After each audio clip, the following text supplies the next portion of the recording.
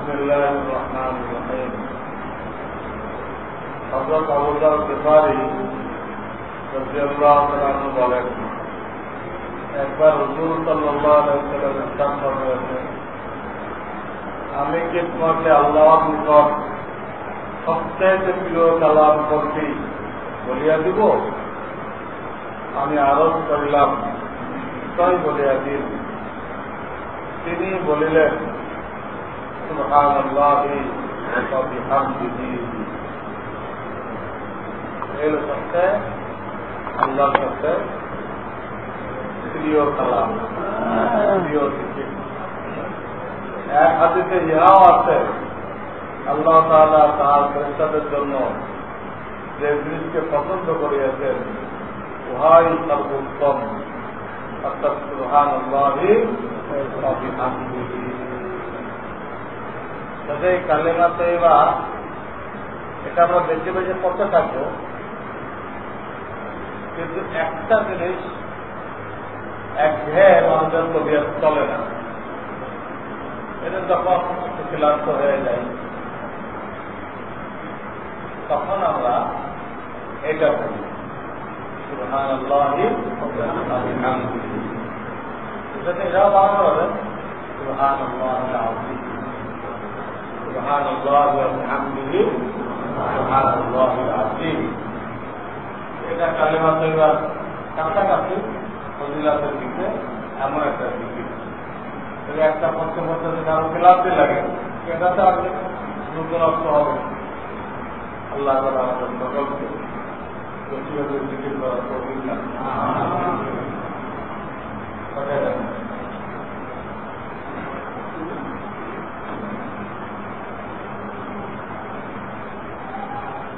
এটা তো মহিলারা জানেই,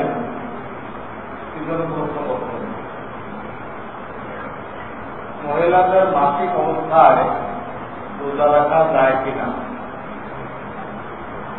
কি ধরনের আপনাদের এতে কোনো যখন জানে রোজা অবস্থায়, এই মাসিক অবস্থায় রোজা রাখা যায় না। তবে তারা আপনার কয়েকদিন রাখবে না, পরে ওই কয়েকদিন সাজা করে, সাজা করে। এর জন্য আল্লাহ তাদের খাওয়া কম দিবেন না ইনশাআল্লাহ। তবে ওই কয়েকদিন রাখবে না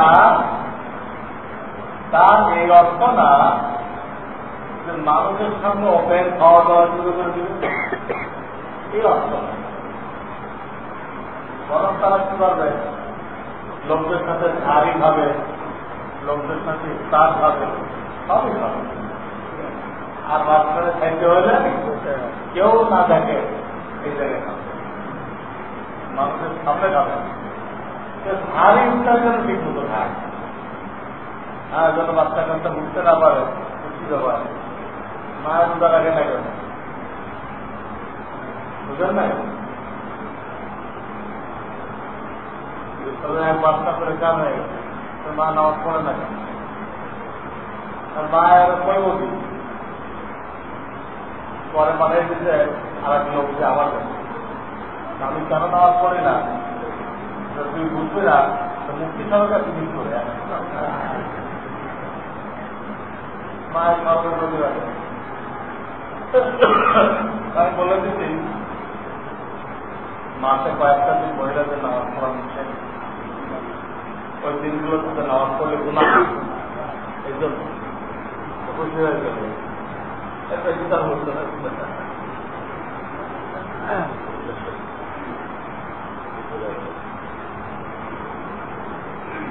অসুস্থতার কারণে একজন রোজা রাখতে পারে নাই, এর ফিদিয়া কত বয়ানে এসে গেছে। কোন ধরনের অসুস্থতা? যদি পরবর্তীগুলি সুস্থ হয়, 2 মাস 6 মাস পরে, তাহলে ফিদিয়া চলবে না, সুস্থ হয়ে কাজা রাখতে হবে। আর যদি ডাক্তাররা বলছে আর সুস্থ হওয়ার আশা নেই, ঠিক আছে, ফিদিয়া একটা রোজার ফিদিয়া 25 আটা বা তার দাম একটা গরিব মানুষকে 2 বেলা খাওয়া যায়। পরে দুধের আবার তার এখন মোটামুটি ধরেন 50 টাকা। হ্যাঁ, আচ্ছা এটা আপনার কোয়ালিটি আছে তো, একটা মাঝারি ধরনের ধরলাম 50 টাকা দিলে দিয়া 50 টাকা। তাই বলে একদিনে সব দিয়ে দিলে এক ফকিরকে একটাই বললাম তো ভাই, অগ্রিম দেওয়া যাবে। হ্যাঁ, অগ্রিম 30 পয়লা দিন দিয়ে দেওয়া যাবে, কিন্তু একটা মিসকিনকে দেওয়া হবে 30 জনের একজন দিয়ে দেবে। ইফতারের কিছুক্ষণ আগে অথবা ইফতারের পর ও নামাজ শুরুর আগে হাঁটু দিয়ে দোয়া করা যাবে না।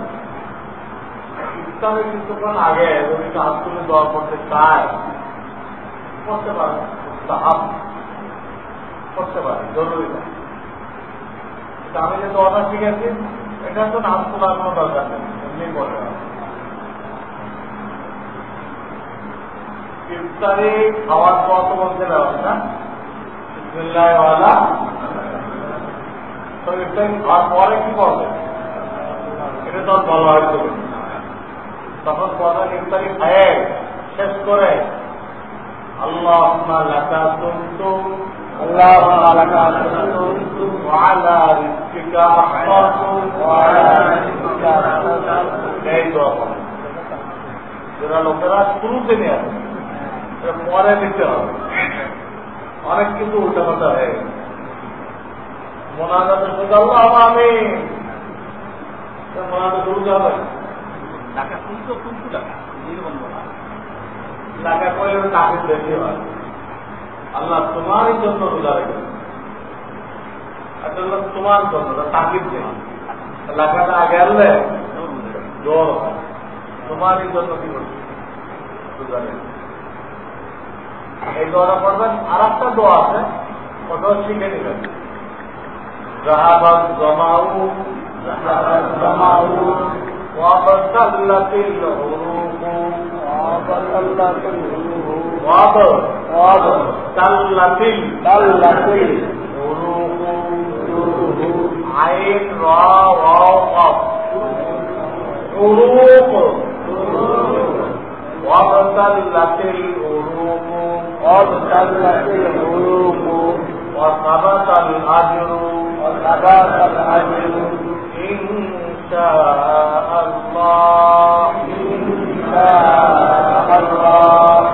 এটাও বল ডক্টর আল্লাহ এই তারিখে পিপাসা দূর হয়ে গেছে, আমার রথগুলো তাজা হয়ে গেছে এবং আল্লাহ চাই তো তোমার দরবারে আমার এই রোজার বিনিময় সাব্যস্ত হয়ে গেছে, রোজার বিনিময় অবধারিত হয়ে গেছে।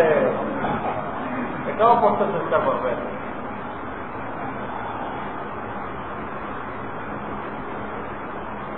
দাড়িবিহীন নামাজি মুসলমান লেবাস পোশাক ইংরেজ তরিকার এমন লোকদের সালাম না দিলে কোন গুনাহ হবে?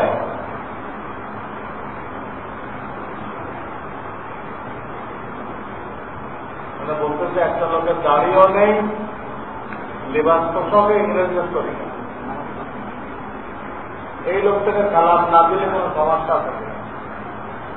মাসলা হিসেবে তারা সালাম পায় না। যারা নিজের দাড়িকে চেহারাকে কাফের মুশরিকের মতো বানায়, মহিলাদের মতো বানায়, তারা মূলত সালামের হকদার থাকে না। তাকে যদি কেউ দেয় বা তাকে দিনের দিকে আকর্ষণ করা তার নিয়ে থাকে, তো ইজাজত আছে, তাকে দিনের দিকে আমার করার জন্য দিলেন আছে, ইজাজত আছে, কিন্তু তার পাওয়া নেই, তার কারণে সালাম পাওয়া নেই।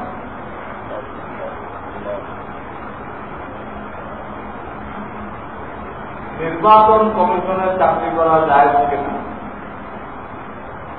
আসল তো জানেন এই গণতন্ত্র নির্বাচন এগুলো শরিয়াত সমর্থন করে না।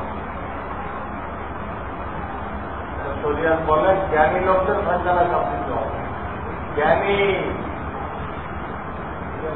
এখানে জ্ঞানী লোকদের ফয়সালা হয় না, ভোটে হয়। অধিকাংশের যা বলে তাই হয়, আর অধিকাংশ লোক বোঝে না। আল্লাহ কোরআনে তো অধিকাংশ লোক বোঝে না, যদি বুঝেন তাদের ভোটে ভালো লোক আসা কত কঠিন। বলো, কেউ চাকরি করলে অন্তরের অসন্তুষ্টির সাথে করবে, কারণ আমি কোনো কারণে করতেছি, কিন্তু আমি এটাকে সহি মনে করি।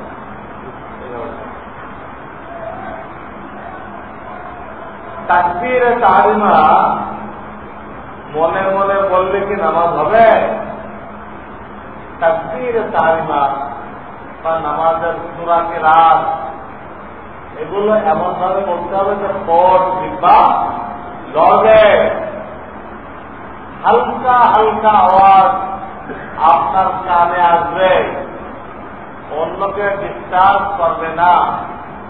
এই লোকীয় তাহলে আপনি একদম ঘর বন্ধ করে করতে এইটাকে পড়া বলে না, এইটাকে বলে ধারণা করে। এইভাবে তাকবীরে তাহরিমা দিলে, এইভাবে সূরা কিরাত পড়লে সেই ব্যক্তির নামাজ হবে না। পড় বিপালত্ব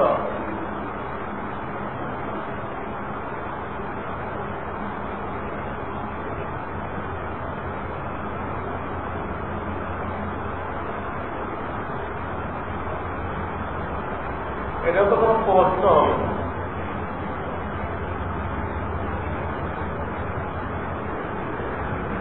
এটা কোনো প্রশ্ন হলো না। আমরা তো আমাদের সাথে যদি কেউ বেয়াদবি করে কিছু করে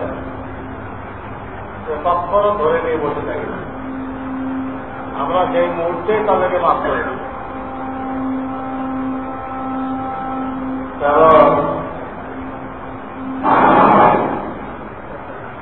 কারণ আমার কারণে একটু যদি শাস্তি পায় আমার কি ব্যাপার? তো বেয়াদবি করলো, আল্লাহ তাকে মাফ করে দিল, আমার ক্ষতি কি হলো? মাফ করলে আমার কোনো ক্ষতি হবে?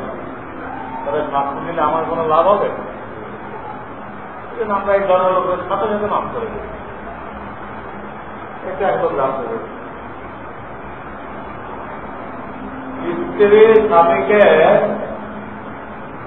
তালাকনামা পাঠিয়েছে,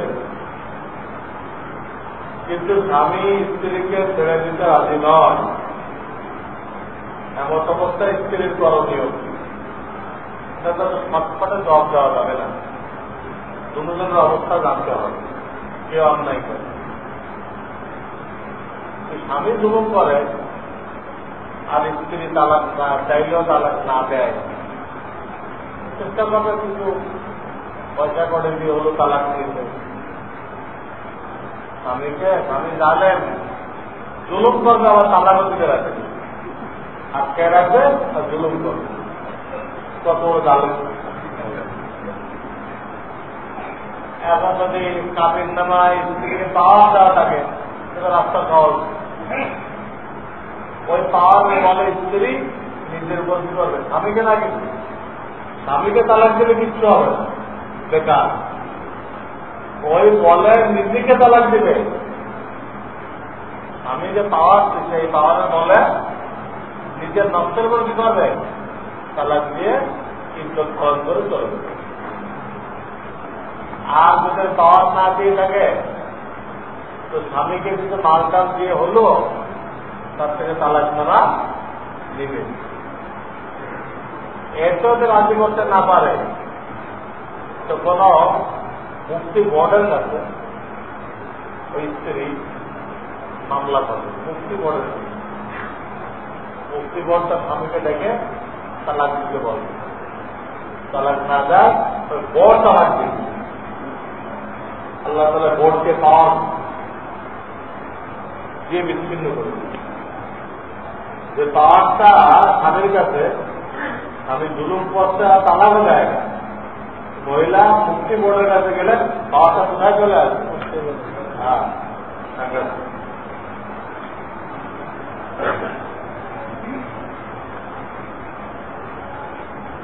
যে মসজিদে ফরজ নামাজের জামাত আদায় হয়ে গেছে সেই মসজিদে দ্বিতীয়বার জামাত করা যাবে কিনা? ওই মসজিদে ইমাম মুয়াজ্জিন সব ঠিক থাকে, নিয়মিত জামাত হচ্ছে, সেখানে আর জামাত করা যায় না। যদি ইমাম মুয়াজ্জিন নির্ধারণ নেই যারা তখন আসতে এক্সপেকশনে আসে আবার করতে পারবে। অথবা তবে ঠিক আছে ইমাম মুয়াজ্জিন, কিন্তু ওই মসজিদের বারান্দাটা মসজিদের বাইরে রাখে, মসজিদের ভিতরে অন্তর্ভুক্ত করে নাই, তখন কি করা যাবে? ওই বারান্দার মধ্যে জামাত করা যাবে।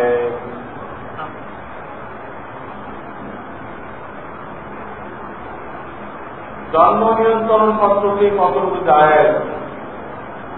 আমার ফতোয়ায়ে রহমানি আছে, এই মসলা কয়েকবার দ্বিতীয় খণ্ডে জায়েজ না জায়েজ অধ্যায় আছে না, একটা অধ্যায় লেখা আছে জায়েজ না জায়েজ, ওটা জায়েজ ওটা না জায়েজ। ওখানে জন্ম নিয়ন্ত্রণের ব্যাপারটা বারবার আসছে, ওখানে পড়ে নিলে ভালো হবে। ওই ফতোয়া এখানেও পাওয়া যায়। আর সংক্ষেপে এতটুকু, সরকার যে হিসেবে চালু করতেছে কুটি সংখ্যা গরিবার লক্ষ্যে এইভাবে নেওয়া যায়, ওই নিয়েতে নিলে এটা আর পরিবার পরিকল্পনা থাকে না, পরিবার পরিকল্পনা হয়।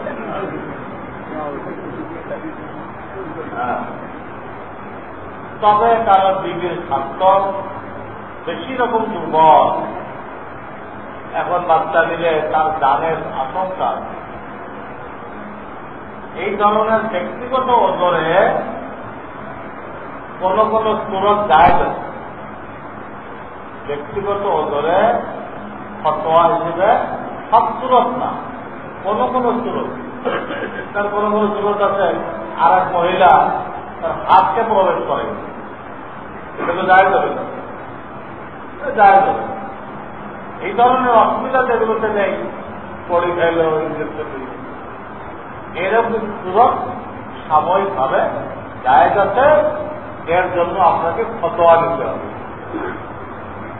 সরকার যে নিয়েছে বলতেছে কিন্তু আল্লাহর রাস্তা হওয়াটা অস্বীকার করা, ইমান কোথায় নেয়, ওই জন্য যায়। পারিবারিক বা উন্নত সমস্যার কারণে সীমিত সময়ের জন্য যায় যাচ্ছে, ফতোয়া নিতে হবে।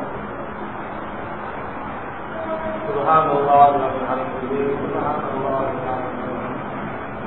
اللهم صل على سيدنا محمد النبي وعلى آله وسلم. اللهم إنا نسألك الجنة ونعوذ بك من النار.